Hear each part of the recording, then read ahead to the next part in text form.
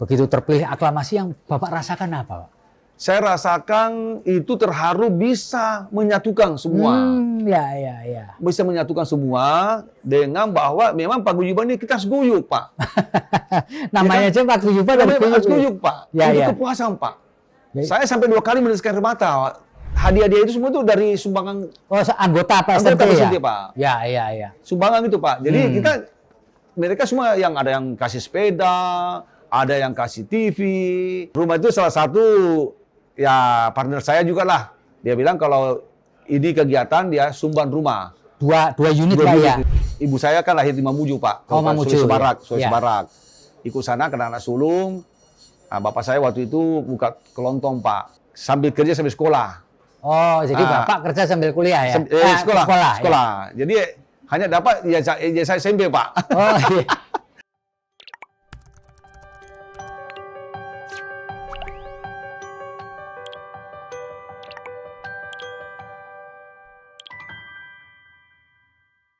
Assalamualaikum warahmatullahi wabarakatuh. Salam damai sejahtera buat kita semua.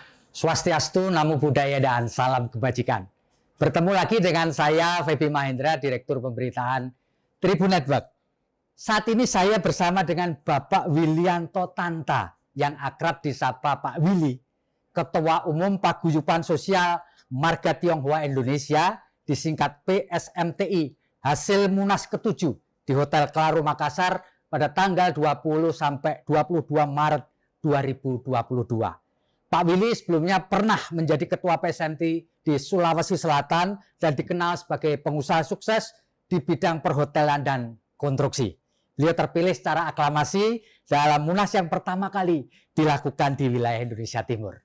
Apa kabar Pak Willy? Kabar baik, Mas Febri. Luar biasa. Terima kasih. Terima kasih, Pak. Mungkin kita bisa ngobrol dalam kesempatan sore ini. Pak Willy, Anda adalah seorang pengusaha, meskipun Anda 10 tahun atau 9 tahun pernah menjadi Ketua PSMTI di Sulawesi Selatan. Apa yang membuat Anda mau menjadi ikut kontestasi di pemilihan Ketua PSMTI di tingkat nasional, Pak Willy? Jadi terima kasih banyak pertanyaannya Pak Mas Febri, Ya. yang mana pertama-tama memang kami dituju sebagai Ketua Panitia Munas awalnya. Namun berjalannya Munas ini, melihat perkembangan yang ada, teman-teman dari beberapa wilayah daerah itu mendorong kami untuk maju. Dan alhamdulillah dalam waktu 2 bulan, ya kami ada beberapa daerah yang kami kunjungi, yang mana mengundang kami, sekalian meminta visi misi kami, kalau kami maju jadi Ketua Umum PSMTI. Karena memang slogan kami adalah pemersatu, Pak. Pemersatu yang kita inginkan bahwa paguyuban ini memang tempat berkumpulnya kita sebagai suku Tionghoa. Yang mana suku Tionghoa yang ada di Indonesia ini 90% itu rata-rata adalah pengusaha. Betul. Dan juga mereka ini adalah membuat lapangan kerja yang cukup besar. Jadi kami didorong untuk maju. Nah, kalau memang ini untuk pemersatu, nah, kami mau tidak mau kepercayaan kami akan ambil, Pak. Berjalan memang secara kemarin di Munas di Makassar memang ada 3 kandidat. 3 kandidat ya Pak ya? 3 kandidat awalnya, Pak. 3 kandidat. Jadi akhirnya setelah kita ada musyawarah sepakat, akhirnya karena hampir 70%, 16 provinsi, 18 provinsi itu meminta kami maju, Pak. Yang mana memang terus terang saya bilang ini adalah rumah besar suku Tionghoa, Pak. Rumah besar yang mana kalau kita hitung sekarang warga suku Tionghoa yang ada di Indonesia itu 5% dari jumlah penduduk, Pak. 5% dari 270 juta penduduk Indonesia Jadi itu ya yang menjadi dari sini. Pak Willy, Anda kan tadi kalau tidak salah kan sudah 9 atau 10 tahun sebelumnya memimpin PSMTI di Sulawesi Selatan. Betul, Mas. Betul ya? Betul. Nah, apa Pak Willy ketika 9 tahun memimpin PSMTI ini, suka dukanya apa ini, Pak? Suka dukanya luar biasa, suka dukanya nih, Pak. Gimana itu, Pak? Pertama memang kita harus punya waktu. Harus punya waktu ya. punya bisa keluar dana. Pasti. Ketiga, pikiran. Ya. Pikiran ini 3 ini Pak, harus 3. Suka dukanya itu karena kita sudah menjadi ketua paguyuban Tionghoa ini, yang mana di dalamnya ini kumpulan marga-marga Pak. Ada marga-marga ya. Kalau saya tidak salah, marga-marga yang ada di seluruh Indonesia itu cukup banyak, ada ratusan mungkin Pak. Ratusan marga ya. Marga. Nah disinilah mereka ini semua kita satukan visi. Ya. Nah, yang paling kami bangga dan senang kalau kami bisa damaikan Pak. Oh, kalau ada yang konflik-konflik. Ada konflik Pak. Iya. Di dalam intern kita dulu kalau ada yang konflik, kita bisa damaikan. Termasuk konflik rumah tangga ya Pak ya? Ya, termasuk rumah tangga. Jadi Bapak ngurusin juga anggota sampai ke masalah pribadinya juga ya Pak? Gitu Mas. Ya. Jadi kalau biasanya mereka ribut, ada yang sampai mau cerai pisah, kita kasih pemahaman, janganlah, ingat anak-anak kamu gimana, kan, ingat masa depan semua. Alhamdulillah bisa mereka rujuk kembali. Ada juga konflik masalah usaha. Sampai ke pengadilan, sudah sampai ke hukum. Kita berikan SMTI yang jadi penengah. Kita beri pemahaman, akhirnya semua bisa menerima, ya damai. Gitu. Pak Willy, sebelum Anda menjadi kandidat untuk Ketua Umum PSNTI di Indonesia, di nasional, apakah minta izin atau minta restu dulu dari keluarga, Pak? Ya, itu pasti, Mas. Karena kita maju jadi memimpin organisasi ini, yang sama saya katakan, 3 yang kita harus korbankan, Pak. 3 yang kita korbankan. Waktu, tenaga, uang. Nah, ini 3. Nah, ini otomatis kalau keluarga tidak mendukung, otomatis ini 3-3 kita tidak bisa jalankan, Mas. Gitu. Tapi apa waktu itu reaksi keluarga ketika Bapak minta izin atau minta pendapat mereka untuk maju di tingkat nasional ya, Pak? Awalnya memang mereka sudah nggak mau kasih, Pak. Keberatan ya, Pak? Keberatan. Tapi setelah banyak teman-teman yang menyampaikan keluarga bahwa udah, karena bapakmu ini atau orang tuamu ini kita harapkan bisa maju untuk mempersatukan, ya kan? Ya, setelah ada keputusan dari keluarga, baru kami 2 bulan terakhir baru maju, Pak. Tapi memang dorongan ini 1 tahun sebelumnya, Pak. Oh iya. Dorongan dari teman-teman semua ini 1 tahun sebelumnya. 1 tahun sebelumnya ya? Ya, Pak.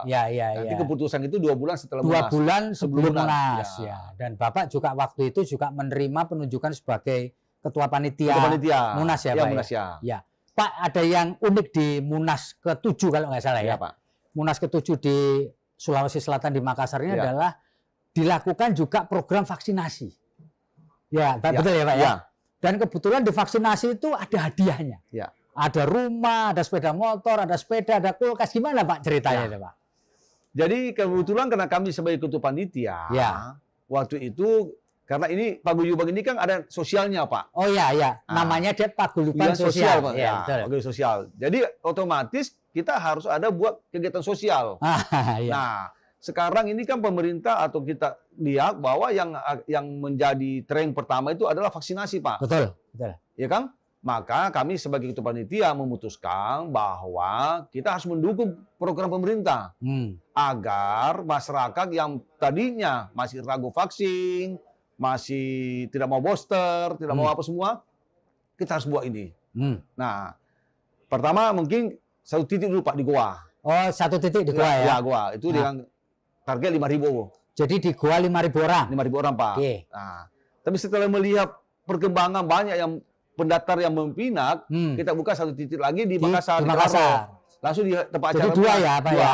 1 di Goa, 1 di Makassar, tempatnya di lokasi Monas. Ya, gitu Pak, Monas, Pak. Nah, di situ kami sebagai ketua panitia menyampaikan kepada teman-teman semua bahwa ini kita buka 2 titik. Teman-teman ini hadiah-hadiah itu semua itu dari sumbangan anggota PSNTI, Pak. Ya. Sumbangan itu, Pak. Jadi mereka semua yang ada yang kasih sepeda, ada yang kasih TV, ada kulkas. Nah, ini yang menarik ini rumah, Pak. Bisa cerita mengenai 2 unit rumah, Pak? Ya, rumah itu salah satu partner saya juga lah. Namanya Pak Remong Arfandi, dia kebetulan memang ketua RE dulu dan dia banyak membangun perumahan. Dia bilang kalau ini kegiatan dia sumban rumah. 2 unit Pak ya, Tipe 36 Pak. Oh, dan akhirnya itu memang diberikan kepada warga ya, Pak? Diundi Pak. Oh, diundi ya, pada warga Pak ya. Pada waktu penutupan Munas diserahkan di atas panu Pak. Oh iya, luar biasa ya. Di depan Pak itu. Ya. Pak, setelah Anda terpilih secara aklamasi sebagai Ketua Umum PSMTI, itu program unggulannya apa Pak? Yang paling prioritas Pak? Jadi memang pertama memang kita ini unggulan kita akan lanjutkan. Kalau memang kita ini banyak yang simpati kepada kita punya kegiatan, kita tetap akan ke masyarakat, Pak. Oh, program-program sosial ya, sosial, Pak? Ya. Itu kan sosial, Pak ya. Itu kan menjadikan topik kita sosial, Pak. Karena kenapa? Masyarakat kita di bawah ini kan masih banyak yang perlu disentuh, Pak. Ya. Artinya ada yang butuh kesehatan, ada yang butuh makanan, ada yang butuh pekerjaan, dan kami juga kalau umpamanya karena pengusaha, jadi kita juga minta mereka juga terima mereka yang mau kerja Pak, gitu Pak. Gitu. Jadi itu ya yang fokus nanti itu ya Pak ya. Fokus, Pak. Pak, PSMT ini kan sudah ada di 30 provinsi kalau nggak salah ya. Pak, bisa diceritakan Pak, di antara 30 provinsi ini mau berkembang gimana? Kan masih ada 4 provinsi yang belum ada. Apakah nanti juga akan membentuk di 4 provinsi yang lain, Pak? Ya, jadi memang program utama kami itu semua nanti provinsi akan kita ada semua ya, PSMT ya. Sekarang yang ada sebenarnya 30, yang aktif baru 25. Oh, aktif 25. 25 karena 5 lagi belum ada kamus prok, Pak ya. Dan sekarang yang kemarin hadir di Munas itu 25 provinsi, 168 kabupaten kota. Nah, kalau yang sesuai data tadi sebenarnya sudah ada di 300 kabupaten kota, Pak. Ini kita mau artikan semua, Pak. Jadi itu program nanti termasuk ya, selain program sosial juga untuk utama mengaktifkan ini ya, Pak. Semua, Pak. Gitu. Tapi sekarang kepengurusan sudah komplit semua, Pak. Ini lagi baru 50%, Pak. Baru 50%, kita kan baru 2 minggu terpilih, Pak. Kita lagi susun Pak Formatur gitu, Pak. Lagi susun. Pak Willy ini adalah sosok yang unik ya. Pak Willy ini adalah pengusaha di bidang perhotelan juga di bidang konstruksi ya, Pak. Nah, konon kabarnya Bapak ini kan lahir dari keluarga yang sederhana, Pak. Bisa diceritakan, Pak? Singkat itu kisah sukses Bapak dari keluarga sederhana sampai kemudian menjadi pengusaha sukses di Makassar dan Mamuju, Pak. Jadi Mas Febri memang saya anak sulung, Pak. Anak sulung ya? Tertua saya 7 bersaudara. Jadi pada tahun 1977 saya ikut kelas 5 SD, saya ikut orang tua saya, ibu saya kan lahir di Mamuju, Pak. Mamuju. Sulawesi Barat. Ikut sana karena anak sulung. Nah, bapak saya waktu itu buka kelontong, Pak. Toko kelontong ya, Pak? Ya, jadi buka kelontong, saya sebagai anak sulung otomatis membantu, Pak. Nah, membantu di usaha orang tua. Dan disitulah saya melihat bahwa di kampung-kampung itu banyak masyarakat memang yang butuh sembilan bahan pokok, Pak ya. Jadi makanya sehingga karena membantu orang tua sambil kerja sambil sekolah. Oh, jadi Bapak kerja sambil kuliah ya? Sekolah. Ya. Jadi hanya dapat ijazah SMP, Pak. Oh iya. Jadi nggak sempat terusin karena nggak sempat. Gitu ya? Nggak sempat, Pak. Saya setelah lulus SMP, Bapak nerusin orang tua di Kelontong atau? Saya buka penginapan. Oh, awalnya buka penginapan di Mamuju ya? Di Mamuju ya, Pak? Lanjut setelah itu, Pak? Saya buka penginapan, jadi baru jadi kontraktor, Pak. Oh, setelah itu kontraktor. Bangunan, buka transmigrasi, buka jalan di Sulawesi Barat, Pak. Sampai hari ini, Pak. Yang sekarang yang lanjutkan itu adalah anak-anak saya dengan adik saya sekarang untuk kontraktor. Karena di situ juga kita nggak bisa tinggalkan. Karena di situ sumber dayanya kita juga cukup banyak, Pak. Karyawan itu masih ada kurang lebih 800-an, Pak. 800 orang ya, Pak. Pak, kiat suksesnya apa ini? Bapak kan cuman pendidikan sampai SMP. Ya. Tapi sukses ini kuncinya apa ini, Pak? Pertama, saya selalu katakan jangan ada dusta di antara kita, Pak. Jangan ada dusta ya? Kita harus terbuka. Terbuka berarti baru bisa dipercaya, Pak. Kalau tidak ada keterbukaan, tidak ada kepercayaan, Pak. Nah, memang kita pertama harus pegang komitmen dipercaya dulu. Setelah dipercaya, kita harus berani. Berani mengambil keputusan. Jadi setelah ini, jangan ada dusta, harus bisa dipercaya? Bisa dipercaya. Dipercaya harus berani juga, Pak. Oh, berani juga? Ya, harus berani, Pak. Berani ngambil keputusan? Bisa, Pak, ya. Lalu berikutnya, Pak, kiat berikutnya, setelah berani ngambil keputusan, lalu bisa dipercaya, apalagi, Pak? Saling menghargai, Pak. Oh, Oh, gitu ya. Saling menghargai, Pak. Jadi menghargai Ya. supaya kita bisa sukses, kita harus menghargai orang lain. Orang lain, Pak. Iya. Itu ya Pak, kunci suksesnya Pak. Ya. Pak, sampai sekarang itu berapa Pak jumlah hotel yang Bapak kelola sekarang bersama keluarga Pak? Jadi sekarang 6, Pak. 6 ya? Ya, 6, Pak. Di mana aja Pak? Sekarang ada di Makassar, ada di Kendari, ya, satu lagi sebentar di Jakarta, Pak. Di Jakarta ya, Pak. Ya.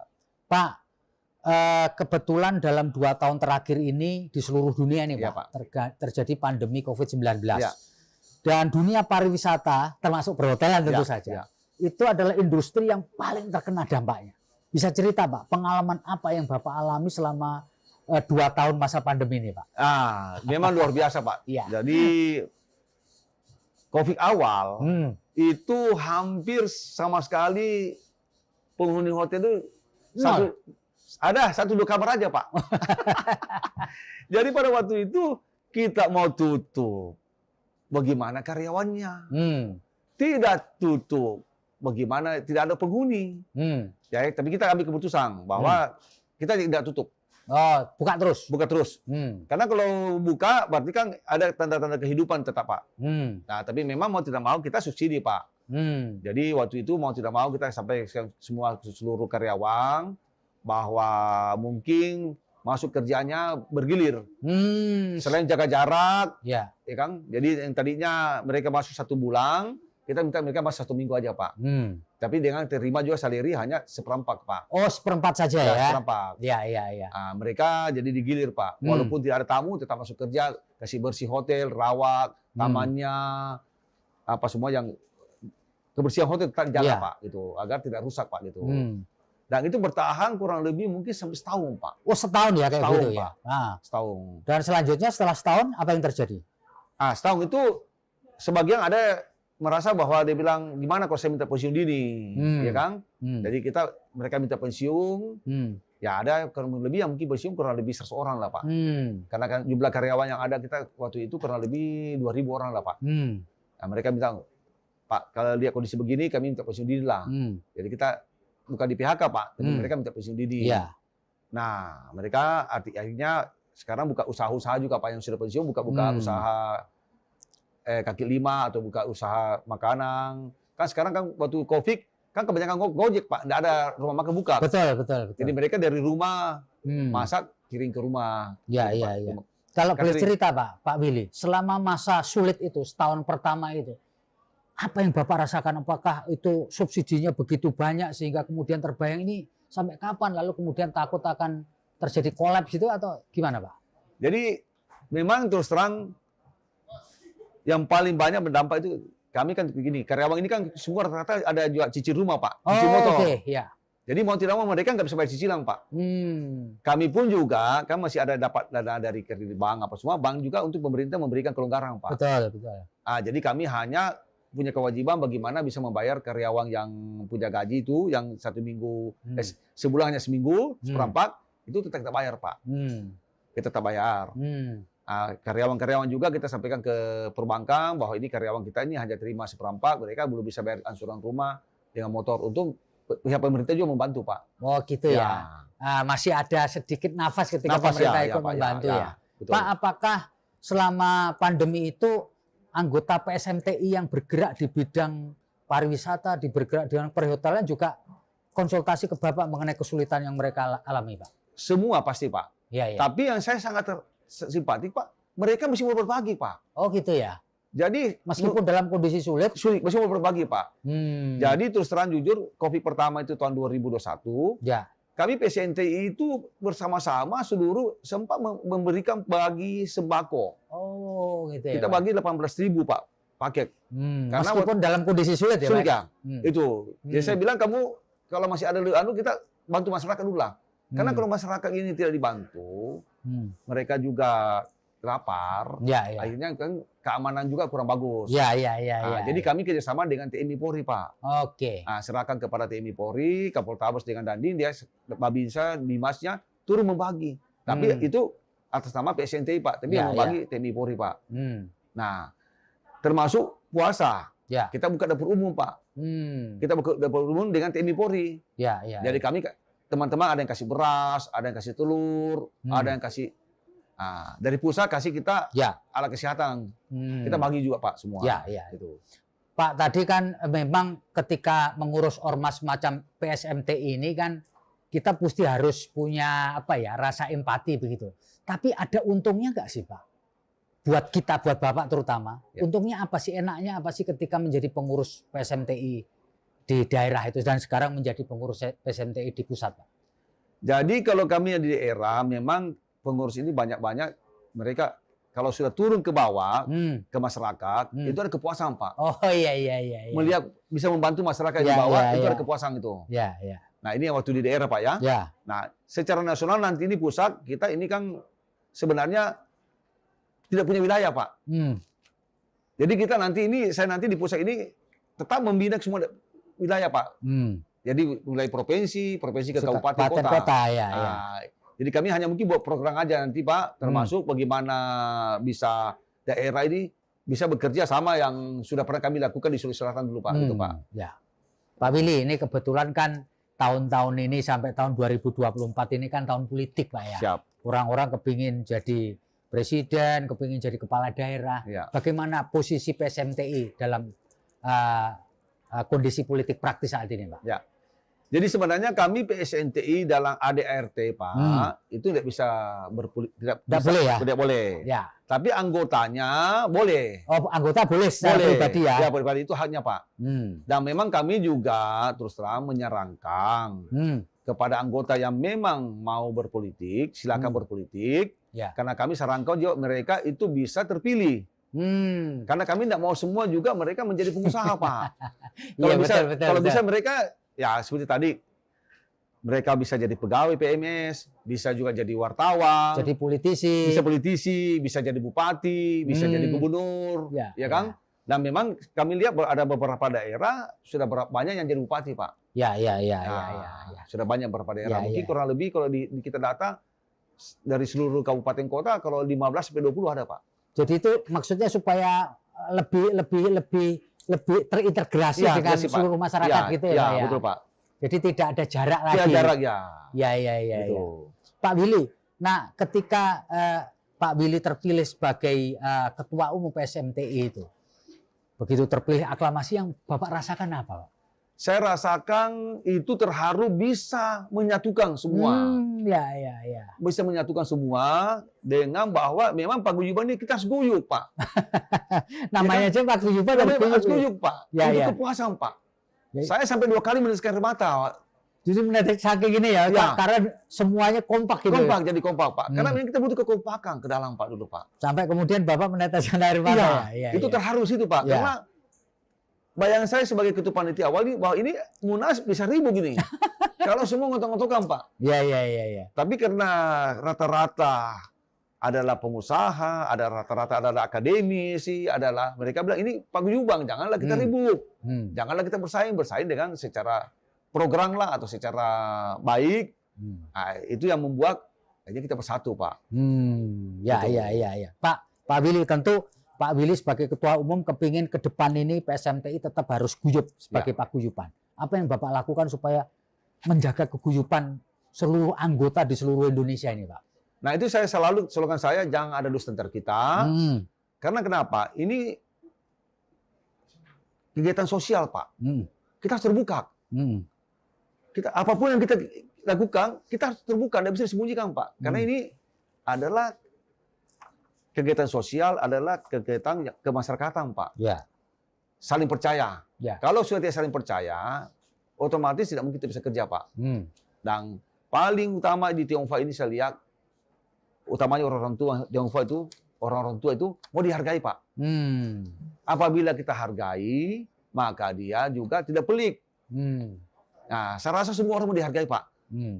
Saya sendiri, Pak. Pekerja saya, sopir saya kalau waktu sholat, kamu sholat dulu. Jadi semua orang pasti mau dihargai, Pak. Nah, kalau kita sudah bisa hargai, berarti kita bisa rangkul mereka, Pak. Ya. Kalau kita tidak hargai, mereka tidak mungkin bersama kita, Pak. Itu kuncinya, Pak. Ya. Supaya paguyuban ini tetap bisa kompak. Bisa kompak, Pak. Itu ya, Pak. Pak Willy, di antara putra-putri Bapak ini yang meneruskan usaha Bapak ini, adakah atau Bapak mempercayakan kepada profesional? Jadi selain ada profesional juga Pak, kita pakai memang yang dua tadinya memang sekarang di usaha Pak. Cuma sudah menikah. Akhirnya dia yang satu yang pertama ini lagi jaga anak. Nah, berikan ke anak yang kedua. Anak kedua sekarang. Oh ya, anak kedua yang ngurusin Bapak? Ya. Nah. Anak yang ketiga saya hibahkan juga, mereka masuk di politik Pak. Oh gitu. Nah, itu hibahkan kepada masyarakat juga Pak. Bukan untuk, sebenarnya kan bukan untuk saya Pak. Jadi hibahkan dia bagaimana bisa melihat masyarakat. Jadi anak yang ketiga sekarang jadi politisi ya Pak? Politisi Pak. Dia sekarang udah jadi anggota DPR di Provinsi Sulawesi Selatan. Nah, saya melihat dia jiwanya di sana. Jadi dia hampir tiap minggu reses Pak. Turun ke bawah lihat. Turba untuk melihat situasi. Jadi dia mau membaur lihat ke bawah Pak. Dan itu memang juga sama misi kita, Pak Guyubang ini kan kita harus membaur ke bawah Pak gitu. Kan putra-putri Bapak berikutnya? Ini di usaha semua Pak, dua. Putri cuma dua? Tiga. Oh tiga? Ya. Jadi satu politisi, satu nerusin Bapak, satu pengusaha ya? Ya Pak. Gitu ya? Ya. Pak, dalam membina anak-anak ya Pak ya, dalam mendidik anak-anak, prinsip Bapak apa? Supaya mereka jadi orang yang berguna itu, prinsip yang Bapak tegakkan apa ini buat anak-anak ini? Jadi sebenarnya anak saya ini terus terang ibunya lebih banyak memberikan ibunya, karena bagaimanapun anak-anak ini kan lebih dekat dengan ibu. Nah, jadi ibunya lebih banyak membimbing, memberikan mereka apa-apa yang lakukan. Tapi kalau saya selalu mengatakan sama ibunya, beri kebebasan. Oh bebas ya Pak ya? Beri kebebasan. Ya. Kalau dia tidak diberi kebebasan, dia tidak akan terbuka dia punya inovasinya Pak. Jadi kadang-kadang kalau ibunya bilang melarang, kadang-kadang bisa bilang jangan, kasihlah. Kalau umpamanya, apalagi laki-laki, dia harus banyak bergaul Pak. Makin banyak bergaul, makin terbuka, wawasannya makin bagus. Itu yang saya tenangkan di keluarga Pak. Dengan anak ini semua tiga-tiga, ya alhamdulillah semua selesai sampai sarjana Pak. Sama bapaknya hanya SMP Pak. Pak, ini satu ini Pak, paling menarik ini. Sebagai pengusaha tentu ada up and down-nya. Bisa Bapak ceritakan nggak? Apakah Bapak pernah down gitu Pak? Jadi kalau itu pasti Pak. Pasti ya Pak ya? Pasti Pak. Yang paling down sebenarnya waktu COVID ini Pak. Oh COVID ini paling berat ya Pak? Yang paling berat. Dan sekarang situasinya setelah COVID ini apa sudah mulai merangkak naik Pak? Ya kalau melihat ini dengan awal-awal tahun ini sudah mulai agak bagus Pak. Ya mulai naik Pak ya? Mulai naik Pak. Karena kan tingkat penyebarannya kan sudah mulai menurun. Ada. Apalagi sekarang penerbangan udah ramai juga Pak. Sudah tidak ada PCR lagi, tidak ada antigen lagi. Jadi kan itu kan juga membuka ekonomi bisa terbuka lagi Pak. Ekonomi sudah mulai bergerak. Bergerak ya Pak. Ya kadang-kadang ini. Dan Bapak yakin pada tahun 2022 ini ekonomi akan terus membaik Pak? Kita harapkan demikian Pak. Kita harapkan demikian karena kalau tidak bisa bangkit, karena di luar negeri semua sudah buka semua Pak. Betul. Semua sudah buka, UNRWA sudah buka, ke Eropa sudah buka, ke Singapura sudah buka. Nah ini berarti kan sudah mulai berputar Pak kembali. Itu harapan kita. Kalau tingkat okupansi di hotel-hotel yang Bapak kelola sekarang sudah mencapai berapa Pak? Sekarang hotel ini awal tahun ini masih belum, karena kita kan anggaran dari APBN pemerintah Pak. Jadi mungkin nanti bulan-bulan Juni baru mulai bagus Pak. Bulan-bulan Juli mulai bagus ya Pak ya? Juni ya. Habis puasa lah biasanya Ramadan kan biasa mereka nggak keluar kota Pak. Lebih banyak di Jadi rumah. Setelah Lebaran gitu ya Pak ya? Setelah Lebaran mulai nanti komposisinya mulai naik ya? Biasanya dimasuk di Agustus sampai Desember Pak. Biasanya. Oh Agustus sampai Desember ya? Karena mulai memasuki liburan akhir tahun dan seterusnya ya? Betul Pak. Baik. Demikian, terima kasih Pak Willy, luar biasa pengalaman-pengalaman Bapak supaya bisa menjadi role model buat orang-orang yang nanti akan menyaksikan obrolan kita. Demikian Tribuners, ngobrol kita dengan Pak Willianto Tanta, beliau adalah Ketua Umum Paguyuban Sosial Marga Tionghoa Indonesia yang baru. Kita berharapkan PSMTI nanti di bawah kepemimpinan Pak Willy bisa sukses sampai ke depan, sampai Bapak berakhir masa kerjanya ya Pak ya. Makasih Pak. Terima kasih atas perhatiannya. Saya Febi Mahendra Putra, pamit undur diri. Assalamualaikum warahmatullahi wabarakatuh. Salam sejahtera bagi kita semua. Om Santi Santi Om, Namo Buddhaya dan salam kebajikan serta salam sehat. Jangan lupa bahagia.